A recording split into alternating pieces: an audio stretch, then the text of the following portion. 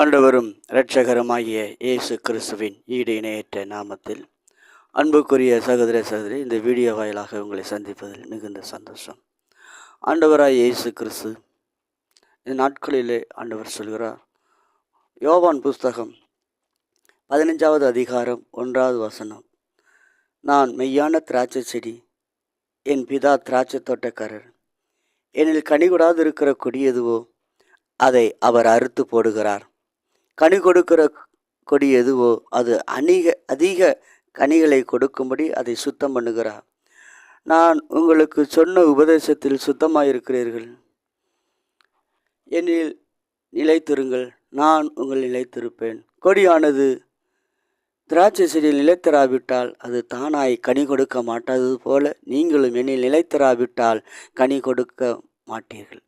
அன்புக்குரிய சகோதரனே சகோதரியே, இந்த வீடியோ வாயிலாக உங்களை சந்திப்பதில் மிகுந்த சந்தோஷம்.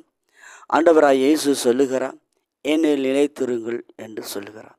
என்னில் நிலைத்திருங்கள் என்று ஆண்டவர் சொல்லுகிற இந்த வார்த்தையினுடைய அர்த்தங்கள் என்ன? ஆண்டவருடைய அன்பில் நிலைத்திருக்கிறேன் என்பார்கள். ஆனால் ஆண்டவருக்கும் அவருக்கும் எந்த விதமான சம்பந்தம் இருக்காது. அன்பு இல்லாதபடினாலே ஆண்டவர் சொல்லுகிறார், என்னில் நிலைத்திருங்கள் என்று சொல்லுகிறார். அவரில் நிலைத்திருந்தால் தான் நாம் கனி கொடுக்க முடியுமா? கனி கொடுக்காத மரத்தை தேவன் வெட்டி போடுகிறார்.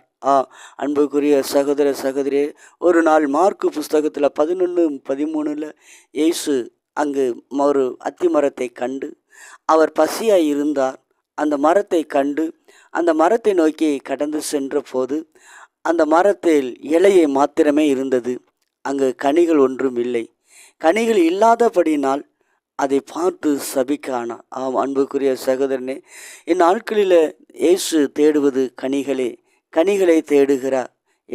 என்ன கனிகள் என்றால், ஜப கனிகள், வேத வாசிப்பென்னும் கனிகள், அன்பு நிலத்திருக்கிற கனிகள். இப்படிப்பட்ட கனிகளையே இன்னும் கலாத்தியர் புஸ்தகத்தில் 22வது அதிகாரம் 5வது வசனத்தில் 5வது வசனம் 22வது வசனத்தில் ஆண்டவர் கனிகளை குறித்து சொல்லுகிறார். அன்புக்குரிய சகோதரனே சகோதரியே, இந்த வீடியோ வாயிலாக ஆண்டவர் நிலைத்திருக்க சொல்லுகிறார். இதை கேட்டுக்கொண்டிருக்கிற அருமையான சகோதரனே, கிறிஸ்துவின் அன்பில் நிலைத்திருங்கள். கிறிஸ்து உங்களோடு கூட இருக்கிறார். அன்புக்குரிய சகோதரனே சகோதரியே, ஆண்டவராய் இயேசு உங்களை நேசிக்கிறார். இந்த வீடியோவை குறித்த கருத்தேனும் தெரிவிக்க விரும்புவீர்களானால் இதில் கீழ்காணும் நம்பரில் ஃபோன் பண்ணி எனக்கு கருத்துக்களை